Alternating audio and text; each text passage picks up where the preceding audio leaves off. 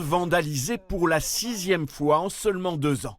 La coordination rurale a commis les premières dégradations. Ils ont fait ça, ils l'ont tagué, ils l'ont habillé avec des grosses roues de tracteur, mais ils n'ont jamais cassé.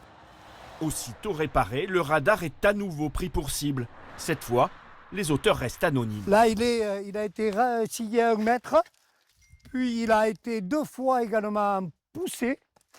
Il a eu aussi droit au coup de fusil et des mises à feu.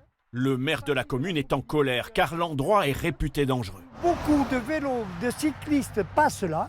Il n'y a que le radar qui fait ralentir les voitures. Celui-ci, il protège. Il est là pour protéger. Du nord au sud, les agriculteurs ont multiplié les actions contre les radars. Des dégradations, mais aussi des destructions. En Gironde, à Cestas, un appareil est même jeté au feu. Ce syndicaliste agricole est de retour dans son élevage. Voilà mes vaches, les bordelaises. Pour lui, s'en prendre au radar est légitime. Le radar, c'est quand même l'emblème de l'État, l'emblème qui facture quand même, il faut dire ce qu'il y en est. Et on a quand même un soutien populaire quand on s'occupe de radars. Bon, à 90%, les radars ne sont pas détruits quand même. Il n'y a pas de statistiques du nombre total de radars dégradés en France.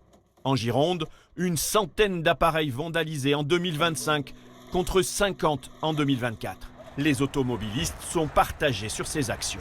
Sur la vandalisation des radars, moi je dis que oui. Bah oui, parce qu'il y a des endroits où franchement on est des vaches à lait. Mais quand ils sont bien placés, c'est stupide, mais quand ils sont dans des endroits où ça m'embête, j'aimerais bien qu'ils soient vandalisés quand même.